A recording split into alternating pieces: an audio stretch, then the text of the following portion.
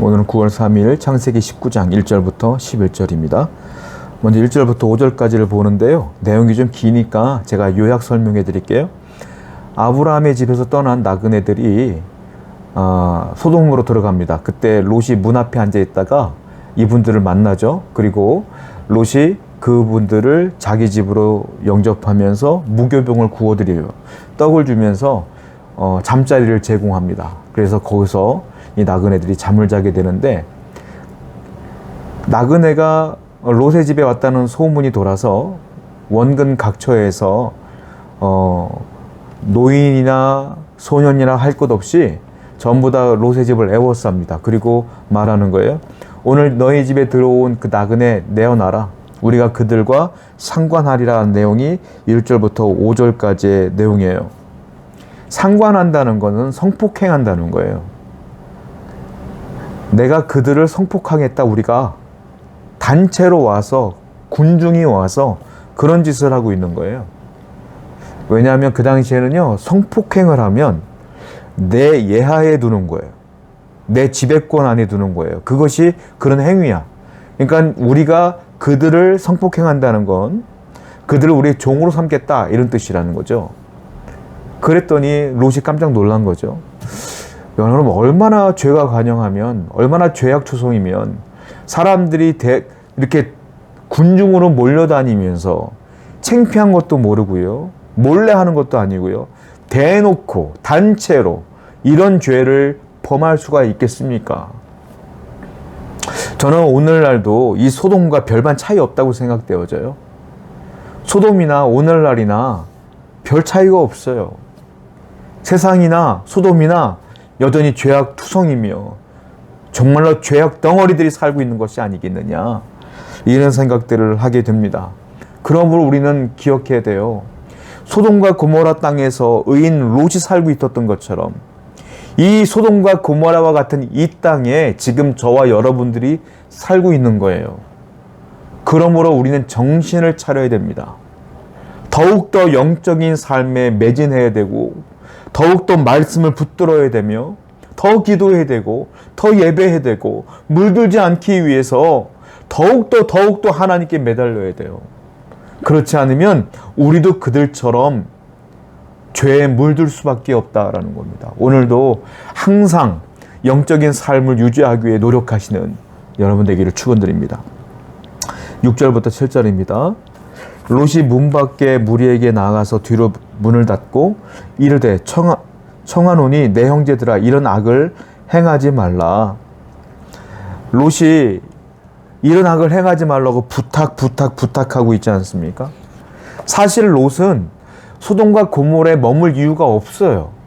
원래 아브라함과 같이 하나님이 지정해 놓은 그 땅에서 살고 있던 사람인데, 그가 육신의 눈에 멀어서, 탐욕에 빠져서, 눈에 보이는 걸 갖고 싶어서 욕심이 생겨서 소돔과 고모라로 들어간 거예요, 자발적으로.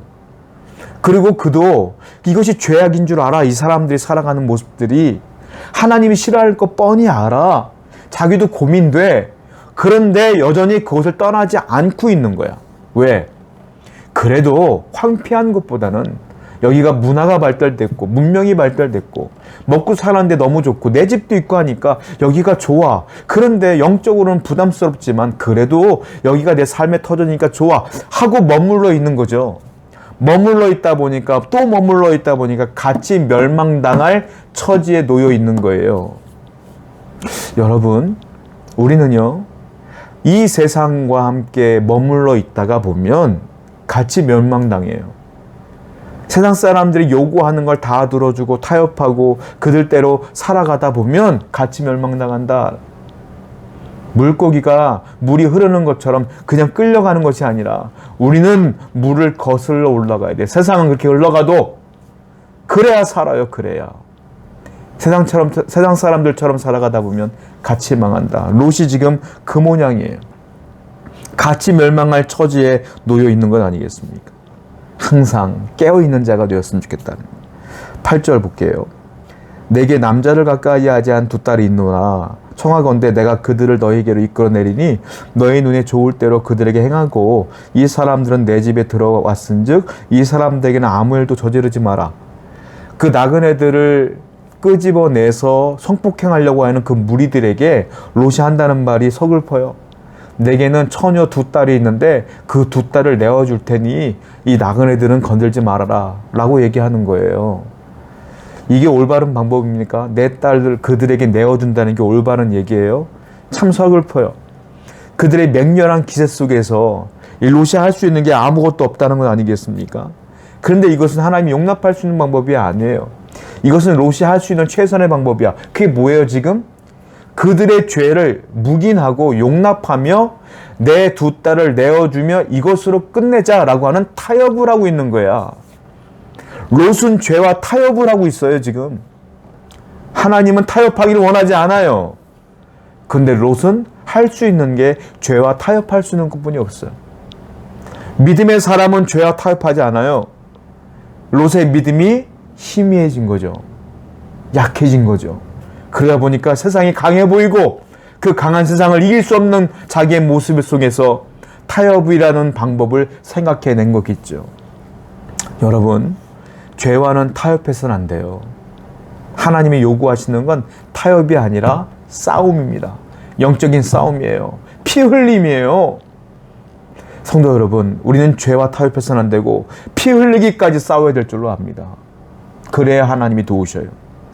9절입니다. 그들이 이르되 너는 물러나라. 또 이르되 이자가 들어와서 거류하면서 우리의 법관이 되려 하는도다. 이제 우리가 그들보다 너를 더 헤아리라 하고 롯을 미치며 가까이 가서 그 문을 부수려고 하는지라. 롯은 타협이라고 2딸을 내라는데 이 성난 군중들은 그걸 듣지 않아요. 그리고 뭐라고 말합니까? 너는 사실 나그네 아니야? 우리가 토백이야. 너 어서 이사 와가지고 말이야. 이제는 법관이 되려고 그래? 우리 위에 서려고 그래? 이제 안 되겠다. 야, 저 나그네 말고 롯을 해하자. 라고 말하면서 문을 부수려고 한다라는 거예요. 나름대로 롯은 이 죄를 타협으로 끝내려고 했지만 이 죄악은 어떻게 돼요? 타협으로 끝나지 않고 더 깊이 들어오려고 그래. 문을 부수려며 들어오려고 그래. 이게 죄예요, 여러분. 죄는요, 내가 타협하는 순간 끝나. 타협하면 끝나는 게 아니라 타협하면 더 깊이 들어온다고 내게. 그 내가 끝나는 거야. 죄는 그러니까 단칼에 잘라내야 돼. 타협하는 순간 죄는 더 깊이 내 안에 들어오게 되므로 내가 망할 수밖에 없어요. 죄는 타협이 아니라 자르는 거예요. 싸우는 거예요. 안 그러면 더 깊이 들어와서 내가 망해요. 그러니까 하나님께서는 티끌 같은 죄도 멀리하라고 말씀하시는 거 아닙니까? 오늘도 여러분 혹시 죄악 가운데 여러분들이 그 모든 것들을 용납하고 있는 삶이라면 오늘부터 끊어내시기 바래요. 멀리하시기 바래요. 그 용납이 또 다른 것을 용납하고 또 다른 걸 용납하며 여러분들을 집어삼킨다라는 거예요. 절대로 그럴 수 없다. 10절과 11절입니다.